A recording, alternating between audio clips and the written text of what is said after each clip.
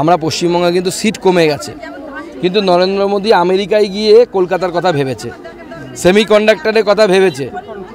তো কিন্তু আমার মাননীয় মুখ্যমন্ত্রী এবং তৃণমূল কংগ্রেসের উপর পূর্ণ ভরসা আছে যে ওই ফ্যাক্টরি এখানে প্রতিষ্ঠা হওয়ার পর তৃণমূলের তোলাবাজির ঠেলায় 6 মাসের মধ্যেই কোম্পানি এখান থেকে ছেড়ে চলে যাবে, গিয়ে ব্যাঙ্গালোরে চলে যাবে অথবা উত্তরপ্রদেশে চলে যাবে। বলেছেন যে পশ্চিমবঙ্গে সেমিকন্ডাক্টর কারখানা হবে, মুখ্যমন্ত্রী গতকাল বলেছেন যে জমি রেডি আছে, আবার একটা সিঙ্গুর হবে না? দেখুন, আমরা আগেই বলেছি নরেন্দ্র মোদী, দেখুন আমরা পশ্চিমবঙ্গে কিন্তু সিট কমে গেছে, কিন্তু নরেন্দ্র মোদী আমেরিকায় গিয়ে কলকাতার কথা ভেবেছে, সেমিকন্ডাক্টরের কথা ভেবেছে। তো কিন্তু আমার মাননীয় মুখ্যমন্ত্রী এবং তৃণমূল কংগ্রেসের উপর পূর্ণ ভরসা আছে যে ওই ফ্যাক্টরি এখানে প্রতিষ্ঠা হওয়ার পর তৃণমূলের তোলাবাজির ঠেলায় 6 মাসের মধ্যেই কোম্পানি এখান থেকে ছেড়ে চলে যাবে, গিয়ে ব্যাঙ্গালোরে চলে যাবে অথবা উত্তরপ্রদেশে চলে যাবে। তোলাবাজি বন্ধ না করলে কোনো শিল্প হবে না। একজন শিল্পপতি 1000 কোটি টাকা 2000 কোটি টাকা ইনভেস্ট করবে, সে তোলাবাজদের সাথে কথা বলার জন্য করবে? কেন করবে? তার কোন ঠেকা পড়েছে? তাকে তো গোটা বিশ্ব ডাকছে যে এসো এখানে শিল্পপতি, উত্তরপ্রদেশ ডাকছে, হায়দ্রাবাদ ডাকছে, অন্ধ্রপ্রদেশ ডাকছে, আমাদের তেলেঙ্গানা ডাকছে, সব সেখানে চলে যাবে। কি শক্তিশালী হবেন না হবেন তাদের ব্যাপার। তবে উনি তো বলেছেন উনি পাপ করেছেন, আমার মেয়ে জেলে ছিল, কানলেন, পাপ তো করেছেন। মাথার উপরে মা তারার ছবি লাগিয়ে রাখবেন আর রাত্রিবেলা গরু পাচার করবেন, এটা তো হতে পারে না, এটা মহাপাপ। বলছি দাদা, 24 ঘন্টার মধ্যে 2টো মিল বন্ধ, যেখানে 8000 কর্মী পুজোর আগে তাদের প্রতি বছরই তো হয়। একের পর এক চটকল বন্ধ হয়ে যাচ্ছে, একের পর এক পাটকল বন্ধ হয়ে যাচ্ছে। শিল্পনীতি নেই রাজ্যের। ট্রাম বন্ধ করে দেওয়া হলো, দেখলেন সেখানে কি হবে? সব বড় বড় কোম্পানিকে দিয়ে দেওয়া হয়েছে। কী হবে? ওখানে বাড়ি তৈরি হবে, বিক্রি হবে, বড় লোকেরা থাকবে। সাধারণ মানুষ কোথায় হবে? সাধারণ মানুষ ওখানে গিয়ে জিয়ের কাজ করবে, কেউ দারোয়ান হবে। এই তো হচ্ছে। শিল্প কোথায় হচ্ছে? ওই ট্রামের বন্ধ করে যদি ওই ট্রামের জায়গাগুলোতে কোনো শিল্পকে আনতে পারতো মুখ্যমন্ত্রী, আমরা তাও ভাবতাম যে হ্যাঁ ভালো কাজ করেছে। যেখানে আমাদের বেকার যুবক যারা কলেজ থেকে গ্র্যাজুয়েট হচ্ছে বা স্কুল থেকে পড়ে বা পাস করছে বা ভোকেশনাল ট্রেনিং নিচ্ছে, মোবাইল রিপেয়ারিং থেকে শুরু করে, তারা কাজ পেত। কিন্তু ওই যদি ওখানে বিল্ডিং তৈরি হয়, বড় বড় আবাসন তৈরি হয়, তো ওখানে গিয়ে কী কাজ পাবে? হয় দারোয়ানের কাজ পাবে, নয় লোকের বাড়িতে ঝিগিরি করতে হবে। স্থিতি ভয়াবহ। সরকারকে কোথাও দেখতে পাচ্ছি না। কিছু রাজনৈতিক সংগঠন ভারতীয় জনতা পার্টির মতো তারা আছে, বাদবাকি কেউ, সরকার তো কোথাও নেই। এবং বিস্তীর্ণ এলাকা জলে প্লাবিত হয়ে গেছে। বিশেষ করে আমরা এর আগে কুন্দুলিয়াতে গেছিলাম, সেইখানে এবং এখানেও কৃষিকাজ করা মানুষের সংখ্যা বেশি এবং বেশিরভাগই হচ্ছে এসসি সম্প্রদায়ের মানুষ। কৃষির উপর সম্পূর্ণভাবে নির্ভরশীল। ফসল পুরো নষ্ট হয়ে গেছে। তারা আগামী দিনে কি খাবে? তাদের কিন্তু ভবিষ্যতের কোনো সুরাহা নেই। সরকারকে অনুরোধ করব, বন্যাতে যারা ক্ষতিগ্রস্ত হয়েছে, কৃষক সম্প্রদায়ের, অর্থাৎ যাদের জমি জলের নিচে চলে গেছে, তাদেরকে এককালীন কমসে কম 1 লক্ষ টাকা করে যেন সরকারের তরফ থেকে দেওয়ার ব্যবস্থা করা হয়। আমি মাননীয় মুখ্যমন্ত্রী মমতা বন্দ্যোপাধ্যায়ের কাছে অনুরোধ করব, এবং সেখানে যেন দলবাজি না হয়। যার জমি নেই সে চাকরি করে, তৃণমূল নেতা হলে সে যে টাকা পেয়ে যাবে, আর যে গরিব মানুষ সে কেঁদে কুটে মরবে তৃণমূল করে না বলে, বা তৃণমূল নেতাদেরকে ঘুষ দিতে পারবে না, যেন সেটা যেন না হয়। সেই জন্য চাষিদেরকে, প্রকৃত চাষি যারা জমিতে কাজ করছে, হয়তো জমি নিজের নেই, অন্যের জমিতে কাজ করে, ভাগ চাষি, তাদেরও কথাটা যেন ভেবে দেখা হয় এবং এদেরকে সাহায্যের ব্যবস্থা ইমিডিয়েট করা উচিত। সেটা রাজ্য সরকারকে চাইতে হবে, কেন্দ্র সরকারের কাছে তো আমি সরাসরি চাইতে পারবো না। আমাদের প্রত্যেকেরই দায়িত্ব, কর্তব্য ফিক্স আছে।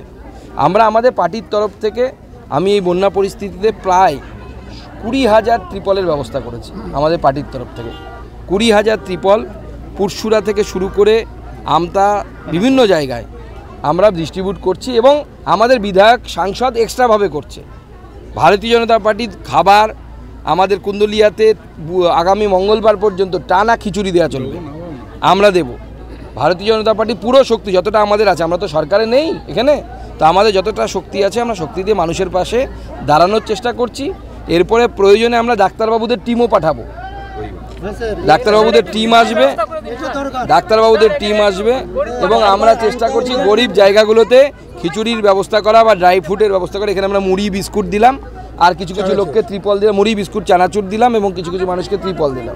মুখ্যমন্ত্রী বলে গিয়েছিলেন যে বন্যা জল না সরা পর্যন্ত প্লাবিত মানুষদের পাশে যেন থাকা হয়। জনপ্রতিনিধি দেখতে পাচ্ছেন আপনারা কাউকে? আমি তো কাউকে দেখতে পাইনি, এখনো পর্যন্ত। সাধারণ মানুষের অবস্থা অত্যন্ত সঙ্গীন।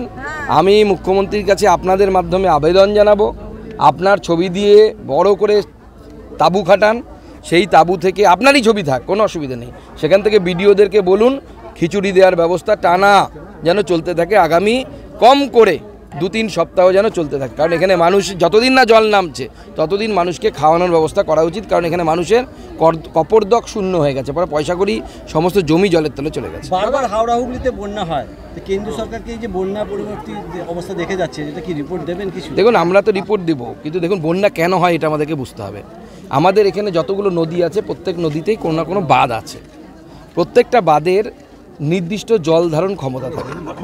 জল জমে যখন, তখন পলি বাঁধের মধ্যে জমতে থাকে, যত পলি জমে বছরের পর বছর তত সেই জল ধারণ ক্ষমতা কমে যায়। এবার সব নিয়ম হচ্ছে সরকারকে নির্দিষ্ট সময় অন্তর অন্তর 5 বছর হোক 10 বছর পর ওই পলিটাকে তুলে ফেলে দিতে হয়। যেমন বালতিতে যদি আপনি নদীর জল নেন দেখবেন তলে থিতিয়ে পড়েছে, তো এই থেতাই যেটা সেটাকে তো তুলে ফেলতে হবে, নাহলে তো বালতিতে জল ধারণ ক্ষমতা থাকবে না। কিন্তু রাজ্য সরকারের আর্থিক অবস্থা এত খারাপ, দান ধ্যান মেলা খেলা করতে গিয়ে এমন অবস্থা হয়ে গেছে যে পরিকাঠামোগত উন্নয়ন, রাস্তা তৈরি থেকে শুরু করে হসপিটালতে তৈরি বা বাঁধ মেরামতি, এই কোনো কাজ হয় না। আপনি সাধারণ মানুষকে জিজ্ঞেস করুন না, বাঁধের পাশে যারা বাস করে তারা তো 365 দিন বাঁধটাকে দেখছে, আমরা তো দেখি না।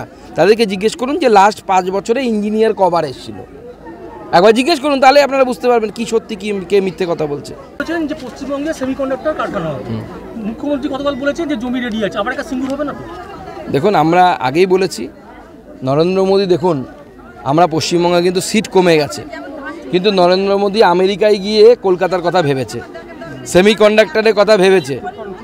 তো কিন্তু আমার মাননীয় মুখ্যমন্ত্রী এবং তৃণমূল কংগ্রেসের উপর পূর্ণ ভরসা আছে যে ওই ফ্যাক্টরি এখানে প্রতিষ্ঠা হওয়ার পর তৃণমূলের তোলাবাজির ঠেলায় 6 মাসের মধ্যেই কোম্পানি এখান থেকে ছেড়ে চলে যাবে, গিয়ে ব্যাঙ্গালোরে চলে যাবে অথবা উত্তরপ্রদেশে চলে যাবে। তোলাবাজি বন্ধ না করলে কোনো শিল্প হবে না। একজন শিল্পপতি 1000 কোটি টাকা 2000 কোটি টাকা ইনভেস্ট করবে, সে তোলাবাজদের সাথে কথা বলার জন্য করবে?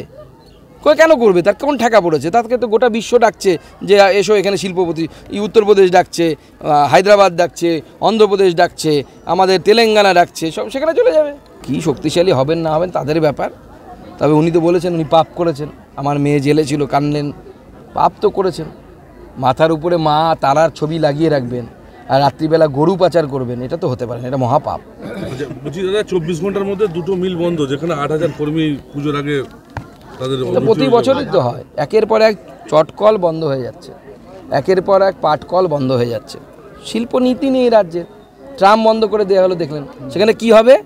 সব বড় বড় কোম্পানিকে দিয়ে দেওয়া হয়েছে। কী হবে? ওখানে বাড়ি তৈরি হবে, বিক্রি হবে, বড় লোকেরা থাকবে, সাধারণ মানুষ কোথায় হবে? সাধারণ মানুষ ওখানে গিয়ে জিয়ের কাজ করবে, কেউ দারোয়ান হবে, এই তো হচ্ছে। শিল্প কোথায় হচ্ছে?